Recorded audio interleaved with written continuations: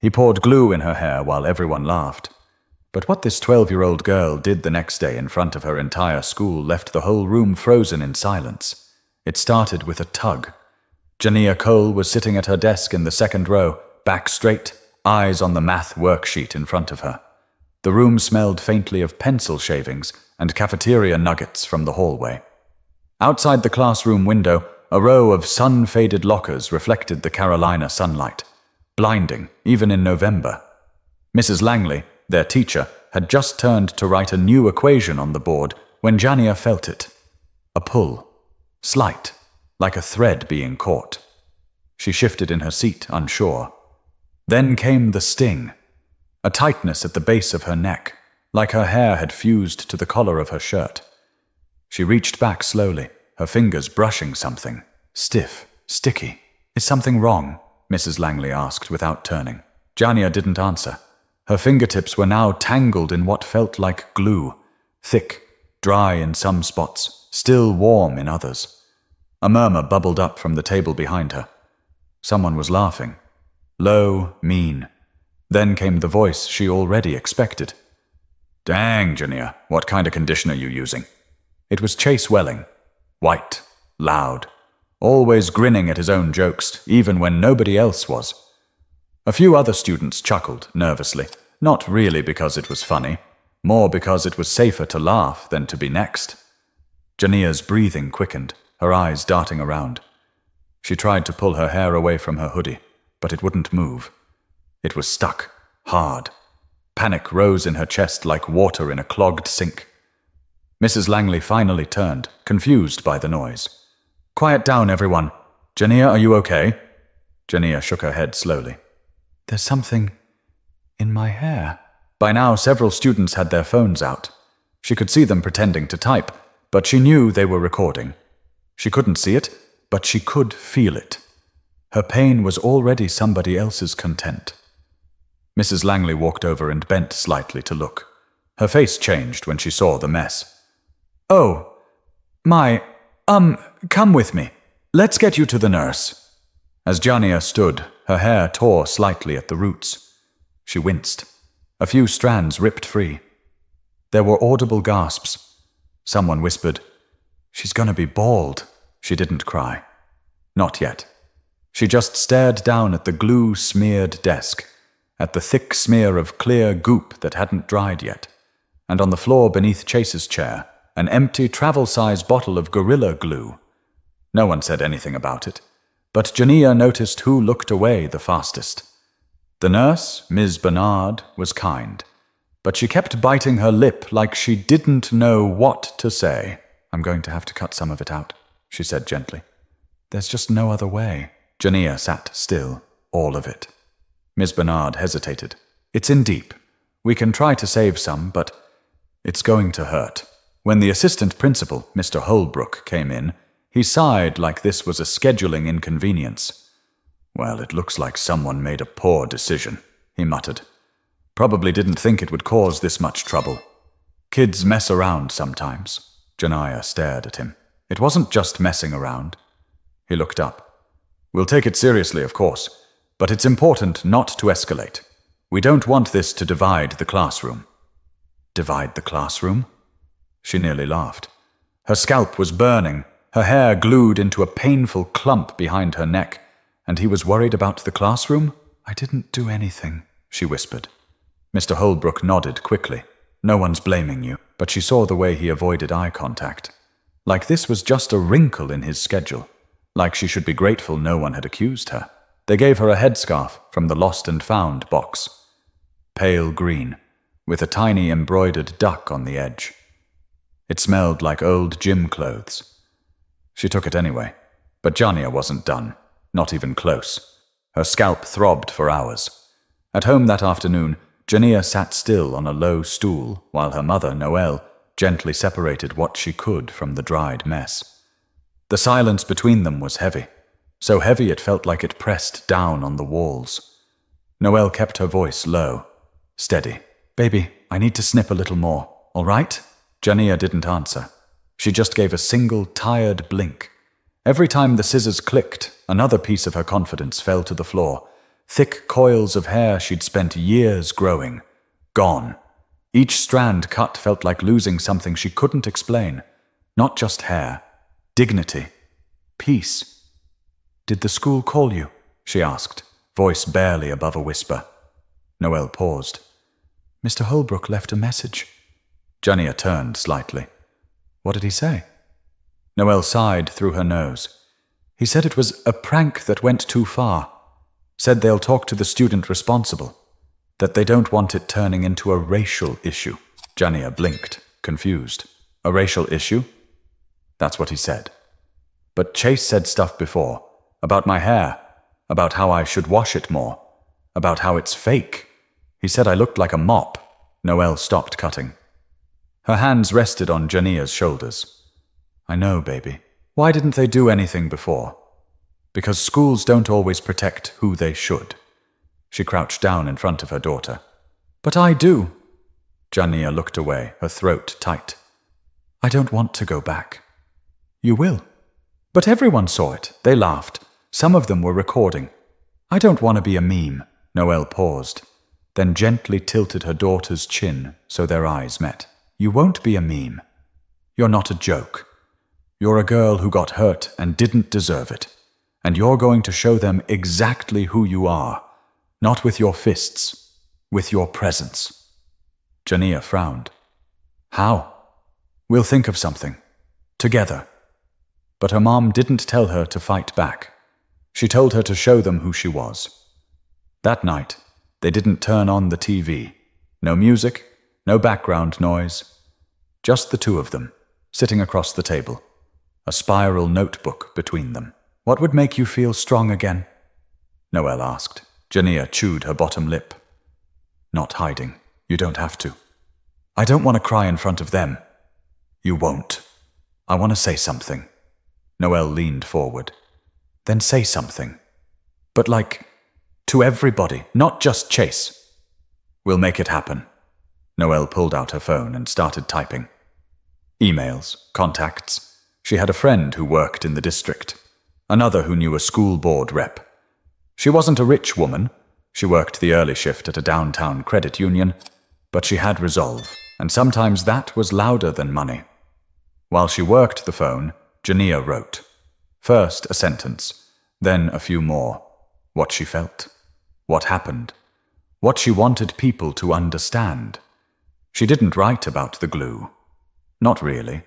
She wrote about how it felt to walk through hallways where nobody spoke up for her. How it felt to pretend she was fine just to keep people comfortable. How her hair was part of her, and how losing it like that wasn't just a bad prank. It was something deeper. She wrote for an hour. Then 2. Her mother looked over her shoulder, silent. At one point, she gently wiped a tear from her cheek with her sleeve. "You sure you want to say this out loud?" Janiya nodded. "We're going to need a mic," Noelle said softly. She barely slept. But the next morning she walked into school ready. The next morning, Janiya stood outside the school doors in a grey hoodie pulled over her head. The same scarf was tied beneath it, but this time it wasn't about hiding. It was just temporary. She could feel the cool air against her bare scalp, where her curls used to be, and the skin there felt raw, not just from the glue, but from everything it symbolized. Noelle was parked just a few feet away in a rust-red Nissan Altima, watching. Before Janiya stepped inside, her mom rolled the window down. "You got your paper?" Janiya patted her backpack. "Right here." "You sure you want to do this today?" Janiya nodded slowly. "I have to." Noelle smiled. Tight. Proud. "All right then. Show 'em." Janiya gave a small wave and walked toward the entrance. Her heart beat fast. Not panicked, just loud. Alive. Inside the school, everything looked the same. Same dull tiles, same buzzing lights, same kids brushing past her like nothing had happened. But today felt heavier. She felt like 1,000 eyes were watching her, even the ones that pretended not to. Mr. Holbrook spotted her from down the hallway. He walked up quickly, clipboard in hand. "Miss Cole, can I speak with you a moment?" Janiya stopped. "I heard from your mother," he said, lowering his voice. She requested that you speak at the end of today's student assembly. I just want to confirm, are you absolutely sure you want to go through with that? Janiya blinked. Yes, sir. Holbrook hesitated. It might cause a reaction. Just be aware. She didn't flinch. I'm aware. He nodded, more to himself than to her. Okay. I'll let Ms. Diaz know to fit you in. You'll have a few minutes toward the end. Janiya headed to her first class, but every period blurred together. She barely remembered what was on the whiteboards or what questions teachers asked. Every second just ticked by until the assembly. When the final bell rang for fifth period, students began filing into the gymnasium. Rows of fold-out chairs lined the polished wood floor. The stage at the front was low, just a single step up, with a worn microphone on a silver stand. The room was loud, kids joking, texting, tossing wrappers in bins. Chase Welling sat near the middle, surrounded by his usual group. He wore a baseball hoodie and rested his feet on the chair in front of him. He hadn't looked at her once since it happened. Ms. Diaz, the school counselor, stood at the mic and tapped it twice. All right, everyone, settle down, please. We're going to get started. She spoke for a few minutes about upcoming field trips, club meetings, and a reminder to clean up after lunch. But Janiya barely heard her. She was sitting in the front row, gripping her folded paper. Her legs bounced. You're up in 2, Ms. Diaz whispered. Janiya stood. Students were still half distracted when Ms. Diaz spoke again. Before we dismiss, one of our students asked to say a few words. Please give your attention to Janiya Cole. Some kids looked up. Others didn't. But then she stepped up onto the platform. Hoodie still on, hands a little shaky, and silence slowly followed her to the mic. She unfolded her paper, looked at it, then looked up. She didn't speak for a full 5 seconds. And then, my name is Janiya Cole. I'm 12 years old, and I want to talk about what happened to me this week. Eyes started lifting. Phones started recording. But not just about what someone did to me.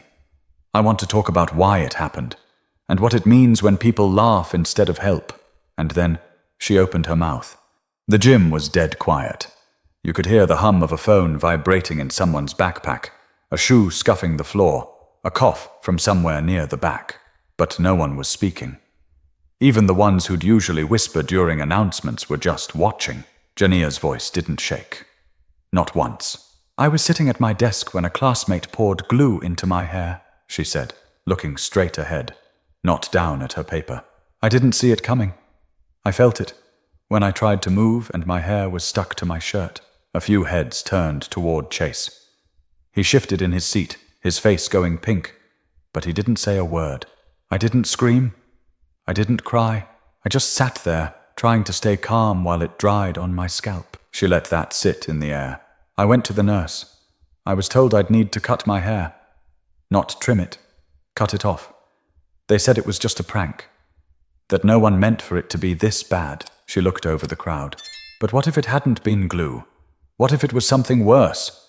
Would it still be a prank? Or would it finally matter then? Some students looked down at their shoes. Others stared straight ahead.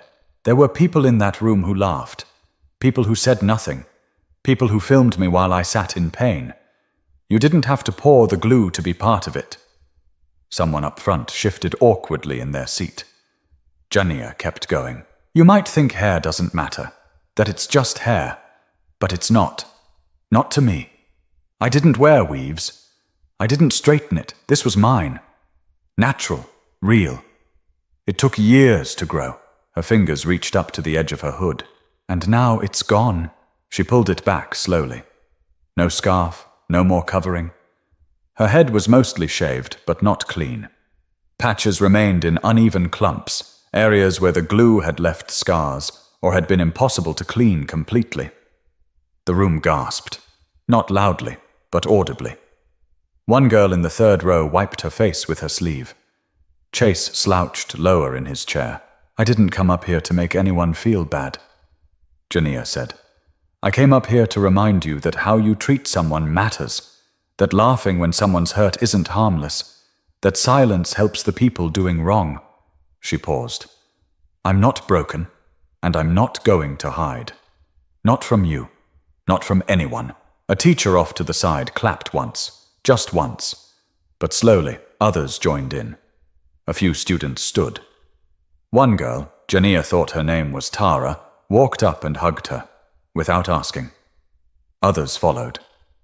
By the end, the mic had gone quiet, and Janiya was surrounded by people, some she'd never spoken to before, reaching out, whispering that they were sorry, that they were proud, that they didn't know how to say it until now. Ms. Diaz walked over and touched her shoulder. You want to go sit down? Janiya nodded, this time just a little. She stepped down from the platform. Not fast, not like she was fleeing, like she had said what needed to be said and didn't need to rush anymore. She didn't look back at Chase as she walked by. She didn't need to. He looked at the floor the entire time. But what happened next? No one saw coming. By the time Janiya got back to her classroom, her phone was buzzing with messages. Not from strangers, but from classmates. Kids she hadn't talked to all year. I didn't know what to say back then. I'm sorry. That was brave. Seriously. I cried a little. Don't tell nobody. She didn't answer them. Not yet. She needed to sit with what had just happened. For the first time in days, her shoulders weren't tense. Her fingers weren't clenching anything. She just sat there and let herself be. Meanwhile, the school office was chaos. Parents had started calling in before the assembly had even ended. Someone had gone live from the gym, and clips were already circulating online. The local news had caught wind of it by late afternoon. And Chase?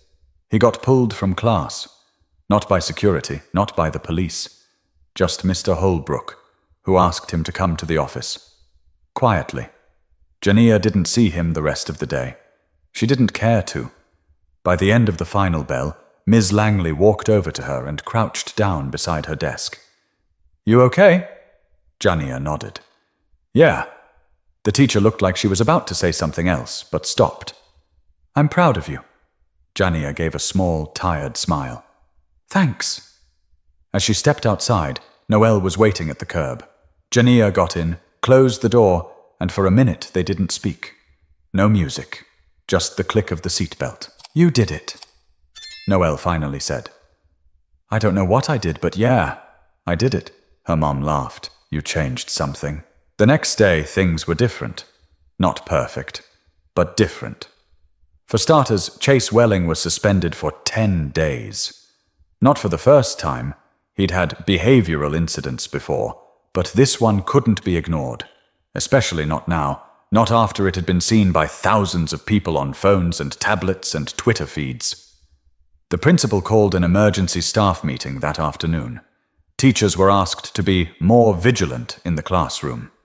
A message was sent to all parents about creating a safe and inclusive learning environment. But the part that mattered most to Janiya?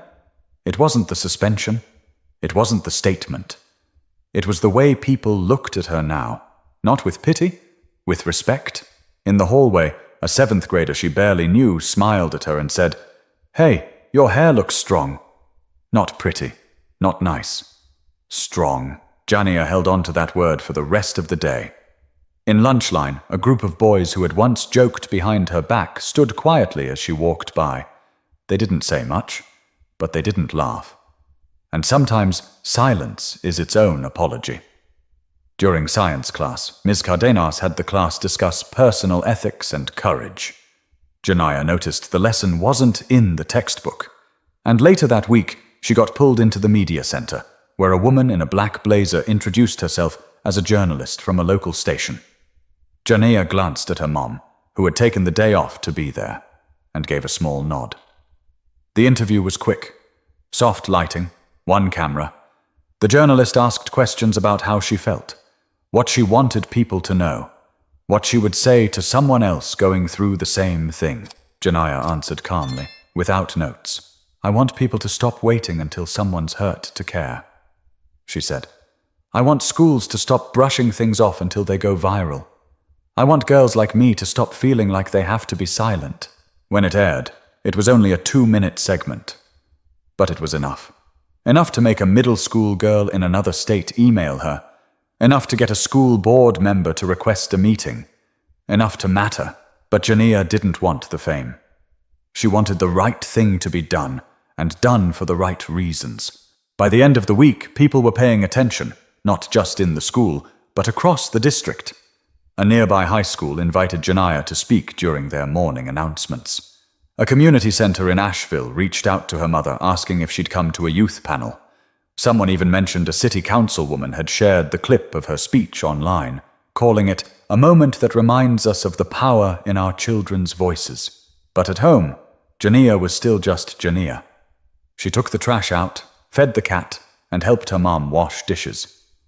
Life didn't pause because people suddenly decided she mattered. She still woke up with a sore spot near the back of her head. She still caught her reflection sometimes and felt that strange ache of loss, not just of hair, but of something quieter, something taken. She was still trying to name it. One night, she sat on the edge of her bed, knees pulled to her chest, while Noelle folded laundry at the foot of the bed. The local news was playing in the background, rerunning her story for the third night in a row. "I didn't think they'd care this much," Janiya said. Noelle didn't look up. "They care because you didn't stay quiet." "I didn't even say anything new. People go through stuff like this all the time." "Exactly," Noelle replied. "You said what people already feel, but are too scared to say out loud." Janiya stared at her comforter. "I didn't do it to be famous. I know that. And the right people know it too." She paused. "What if they forget next week?" "They might," her mom said, stacking a shirt. "But the ones who needed to hear you, the ones who needed someone to say something, they won't." At school, Chase returned after his suspension. He kept his head down. No jokes, no loud whispers, no smug grins. He didn't speak to Janiya, and she didn't go looking for an apology. One afternoon, she passed him in the hall and saw the principal walking beside him, clipboard in hand again. Chase didn't make eye contact, but his steps were slower, like he knew he wasn't untouchable anymore. Later that week, Ms. Langley handed out a new classroom rule sheet, one with a section specifically addressing harassment and non-verbal bullying. Every student had to initial it, quietly. Some rolled their eyes, others just signed. The point had been made. Even some of the teachers changed. The social studies teacher started opening up conversations about responsibility and what it means to protect one another.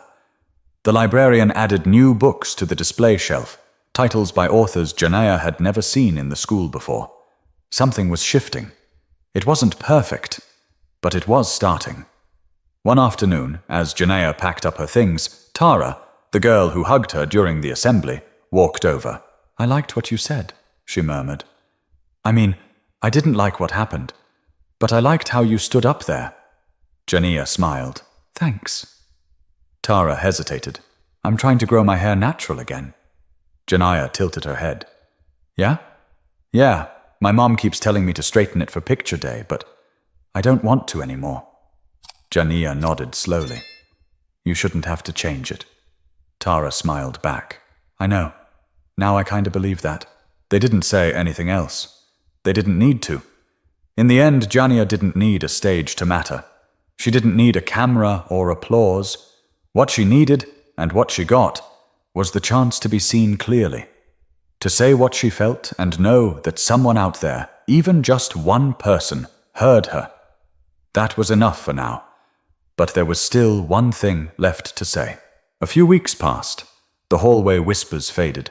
The phones stopped recording, and attention drifted to other school drama, some lost backpack, a fight behind the gym, the upcoming winter dance. Life at Henderson Middle moved on. But Janiya didn't forget. Not when she stood in front of the mirror brushing the baby hairs at her hairline, trying to shape something soft around the new growth. Not when she saw another girl flinch as a group of boys started laughing too loudly behind her in the cafeteria. Not when she walked into class and saw teachers watching a little more carefully, asking questions a little more gently. She noticed. Quietly. Carefully. There were still days she felt small, but not invisible. One Tuesday afternoon, Ms. Diaz pulled her aside after lunch and handed her a thick envelope. Some of these letters are for you, from other students. Some are from parents. Janiya opened it when she got home.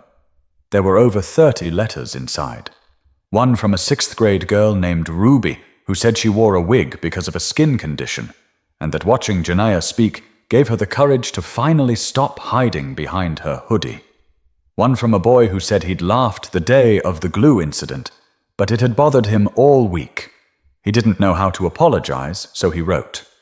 There was a note from an older woman, a grandmother of another student, who simply said, "Your story made me cry. I hope my grandkids grow up to be as brave as you."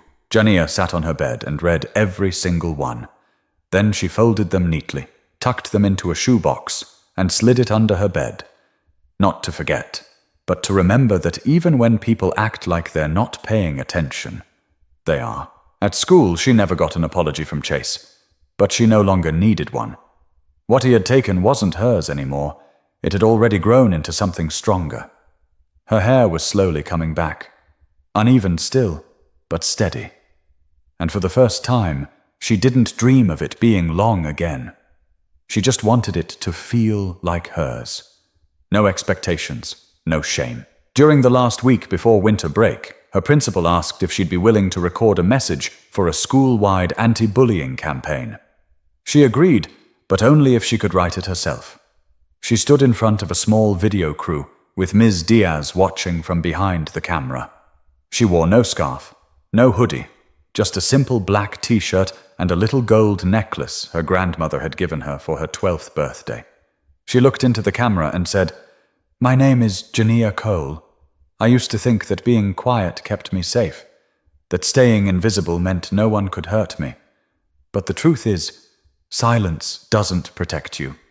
It just lets the wrong people get louder." She paused, then smiled gently. "You don't have to shout to be strong. You just have to stand." That video didn't go viral. It didn't need to. It stayed inside the school, shown during homeroom, shared with new students, used as part of staff training. But for every kid sitting in the back, wondering if their voice mattered, it did. And for the ones who thought they could get away with small cruelties, whispered jokes, or careless pranks, it reminded them there's always someone watching, someone listening, someone who will speak up. Because one girl did.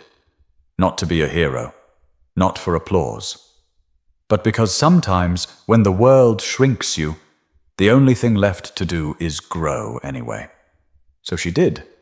If this story meant something to you, if you saw yourself in Janiya or someone you know, share it.